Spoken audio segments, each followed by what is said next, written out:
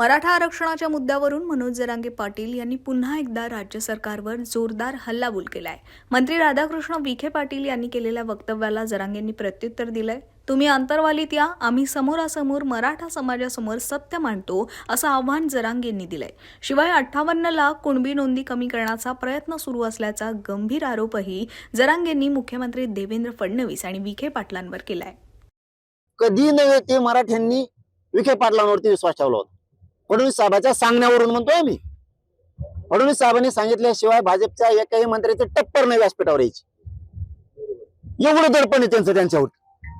तरीही मी ते आलेत. आम्ही फडणवीस साहेबांनी त्यांना सांगितलं म्हणून विश्वास ठेवला. काय चूक केली मराठ्यांनी? काय चूक केली? विश्वास ठेवणं माफ केलं का? आम्ही तुमच्यावरती सत्ता सोपवली. काय राव तुम्ही येड्यात काढायला लागलात या समाजाला. त्याच पोरांचे ऍडमिशन कॅन्सल व्हायला लागले. नोकरीतून तुम्ही व्हॅलिडिटी दिले तर नोकरीतून पोरं बाहेर पडायला. काय केलं लेकीबाईन आमचं तुमच्या? तिने शिकू नये का?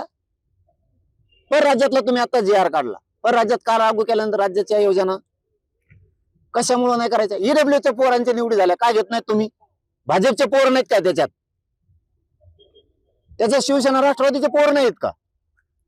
एसीबीसीतून पोरांच्या निवडी झाल्या. PSI DYSP पासून पोर आहेत. महावितरण मधले पोर आहेत.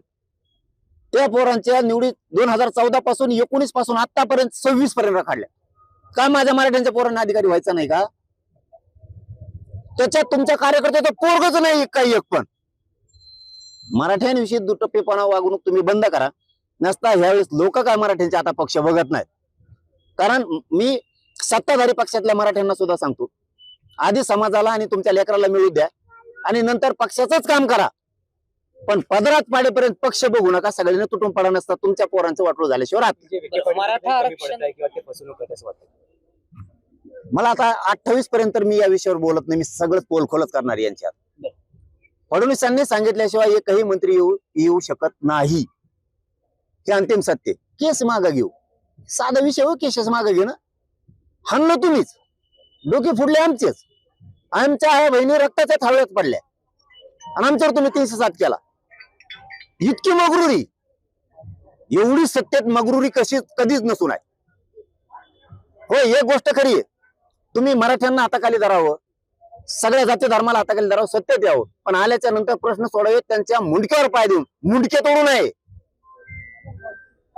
मला दाखवा भाजपाच्या मुलाला मुलीला वाटत नाही का आम्ही अधिकारी व्हावं? ते सुद्धा त्यांच्या आईबापाला शिवाय देतात. आपली सत्ता असून ही परिस्थिती का आली आमच्यावरती? फीस भरायची नाही ताकद हो. बोलायला सोपं असतं, भाषण करायला सोपं असतं. ज्यावेळेस 5 आणि 10 लाख फीस भरायची वेळ येते ना, त्यावेळेस भाजपमधले लोक सुद्धा अंतर्वालीत माझ्या इकडे येऊन बसतात. मस्त खऱ्या गोष्टी आहेत म्हणतात. पण काय करावं?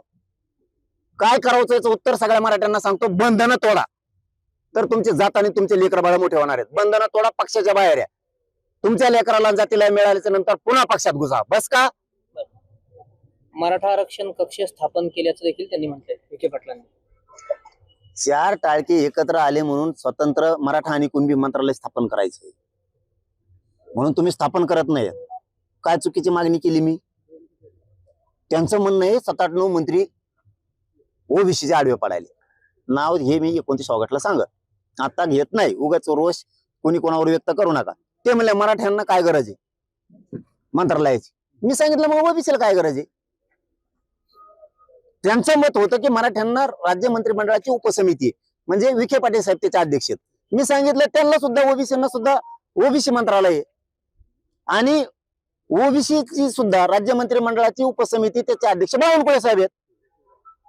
आम्ही आतापर्यंत मराठा म्हणलं ओबीसीला देऊ नका, द्या की, पण ओबीसीला असं म्हणू नका मंत्रिमंडळाची मंत्रिमंडळाची गरज काय? आम्हाला स्वतंत्र मंत्रालयाची आवश्यकता आहे. कारण आमचे सगळे महामंडळापासूनचे हप्ते थकलेत. पंजाबराव देशमुखांची योजना नाहीये. पोरांना कुठं सुविधा एसीबीसीच्या मिळायला तयार नाहीयेत. आम्हाला स्वतंत्र मंत्रालय असलं तर आमचा कारभार आमच्या पोरांना त्या मंत्रालयातून हाकीता येईल आणि पोरांच्या फीस पासूनच्या सोयी सवलतीपासूनच्या सगळ्या मागण्या सुटतील म्हणून आमची ही मरमर चालू आहे. सारथीच्या सगळ्या योजना बंद केल्यात. त्याच्यात काय नुसते बाकीचे शेतकरी मराठीचे ऍडमिशन आहेत का? भाजप, शिवसेना, राष्ट्रवादी काँग्रेसचे ऍडमिशनच नाहीत का त्यांच्या पोरांचे? आपली एक चूक झाली, शेवटचं सांगतो, मराठ्यांची एक चूक झाली. आपण पक्षाला जास्त महत्व दिलं आणि बाकीच्यांनी काय केलं, आधी जातीला महत्व दिलं आणि नंतर पक्षाला दिलं म्हणून त्याला खूप मिळालं. इथून पुढे तरी मराठ्यांनी आता ही चूक करू नका. तुम्ही पक्षाला महत्व द्या, पण नंतर आधी जातीला, तुमच्या पोराला, पोरीच्या पदरात सगळ्या योजना पाडून घ्या, आरक्षण पाडून घ्या आणि नंतर पक्षाकडे जा. तुम्ही सांगितलं तर फक्त एकच महिना वेळ द्या, आम्ही तुम्हाला 17 संस्थांचं गॅझेटियर देऊ. दिलं का? कोणत्या चुकीचं पाऊल आहे आमचं मराठ्यांचं? मी नाही बघू शकत. तुम्हाला आता 29 ऑगस्टला कळत,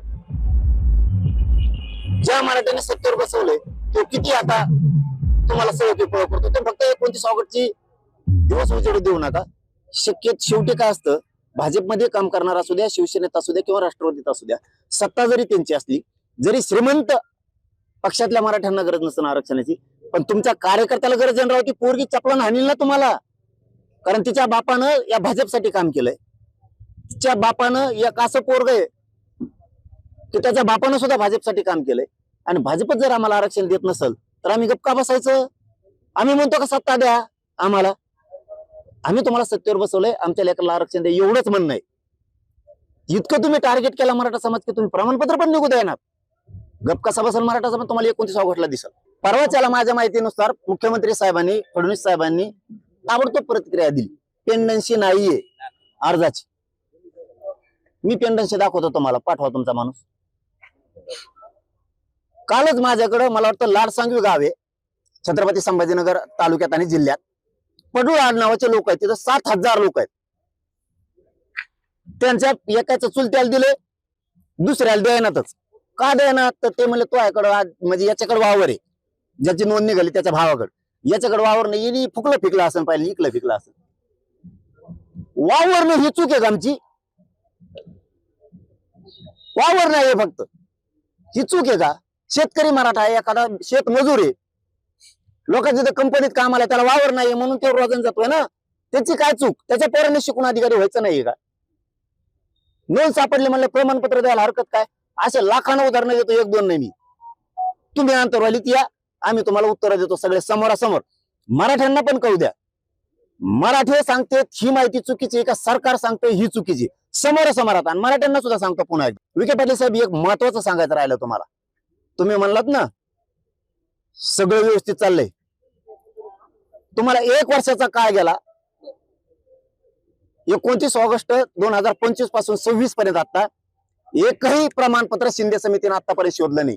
म्हणजे नोंदी शोधल्या नाहीत, रेकॉर्ड शोधला नाही एकही. शिंदे साहेबाला, एकनाथ शिंदे साहेबाला 6 महिन्याचा वेळ दिलेला होता. 58 लाख नोंदी त्या माणसानं शोधल्या.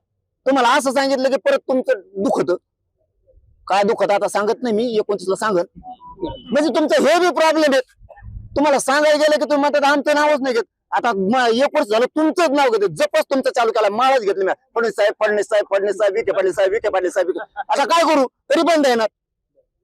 त्यांनी 58 लाख नोंदी शोधल्यात. पण एक चूक करू नका फडणवीस साहेब आणि विखे पाटील साहेब, 58 लाख नोंदीतल्या कमी नोंदी करू नका बरं का. तुमचा तो प्लॅन चाललाय, तसा संशय आहे तुम्हाला? 100% सांगतो. तुम्ही 58 लाख नोंदी शोधलेल्या आहेत. तुम्ही शिंदे समितीला चुकीची माहिती देऊ, चुकीचा दबाव त्यांच्यावर टाकून 58 लाखाच्या नोंदी कमी करू नका. तुम्ही चुकीचा संदेश मराठ्यात जाईल तर तुम्हाला लय वाईट फळ भोगावं लागतं. 58 लाखातली एक बी नोंद कमी नाही झाली पाहिजे. तुमची ती प्रक्रिया सुरू आहे सध्या की 58 लाखातल्या नोंदी किती कमी होतात, म्हणजे ते शोध देतात आणि तुम्ही कमी करता का? तुम्ही पागलात काढायचं काम करू नका, नसता रस्ते बंद होतील. आणि मराठ्यांना सांगतो, ज्यांनी ज्यांनी अर्ज केले आहेत, ज्यांना नोकऱ्याला दिल्या नाहीत, एसीबीसीतून, ईडब्ल्यूएस मधून, कुणबी प्रमाणपत्राचे अर्ज दिलेत, यांनी अंतरवालीत येऊन बसा. प्रश्न सुटूस तर माघारी जायचं नाही, कारण प्रश्न सोडल्याशिवाय मी बी हटत नाही आणि तुम्हाला उठून देत नाही. आणि सरकारचं धोरण बघतो कसं आहे. आणि मराठ्यांनी जर रस्ते जाम केले तर याला फडणवीस जबाबदार राहणार. तर एक शेवटचा प्रश्न आहे, अभिजित तितके यांना धमक्या येत आहे, भाजपमध्ये ये नाही तर तुझं मारून टाकू, अशा प्रकारच्या धमक्याला काय तुम्ही आजवर तुम्ही इतके आंदोलन केले, तुम्हाला कधी धमकी नाही आली, पण त्यांना आता धमकी आहे? मी थोबड फोडीत असतो लगेच. मी एवढा संत बी नाही. मग गरीब मराठ्यांचं कल्याण होत आहे म्हणून मी आपलं चुचकरीत चाललो. उद्या देते बुवा, परदिवशी देते बुवा, अशी वाट बघितली. आता वाट बघत नसतो. धमक्या दिले ना, आम्ही सुद्धा थोबड फोडीत असतो जाग्यावर, कारण आम्ही गोटे दगड याच्यातलेच आहेत. मग ते काय सांगायची गरज नाही. कसा कानापासून कसं जातो बुम